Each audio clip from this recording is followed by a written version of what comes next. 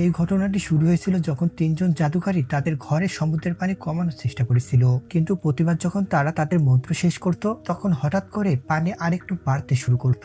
একটা সময় তারা তাদের জাদুর শক্তি বাড়িয়ে দিল এবং এইবার ধীরে ধীরে পানি কমতে লাগলো। কিন্তু তারপর একজন জাদুকারী আনন্দের চিৎকার দিয়ে উঠলো, যার ফলে ঘরের সমস্ত পানি হঠাৎ করে অদৃশ্য হয়ে গেল। কিন্তু ততক্ষণে এক ভয়ঙ্কর বাতাস ঘরে ঢুকে তাদের মন্ত্রের মোমবাতি নিভিয়ে দিল। তারা লক্ষ্য করলো যে ঘরের নিচে সমুদ্রের পানি সম্পূর্ণ অদৃশ্য হয়ে গেছে। তাদের মনে হলো কিছু একটা ঠিক নেই। তারা দেখতে পেল যে তাদের জাদুর শক্তিতে সমুদ্রের পানির একটা বিশাল সুনামিতে রূপান্তরিত হয়েছে।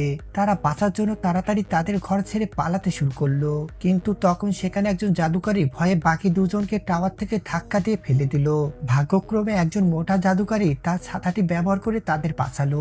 যখন তারা মাটিতে পড়লো তখন সুনামি ধীরে ধীরে তাদের দিকে এগিয়ে আসছিল। বন্ধুরা, পার্ট 2 দেখার জন্য ভিডিওতে একটি লাইক করে চ্যানেলটি সাবস্ক্রাইব করুন।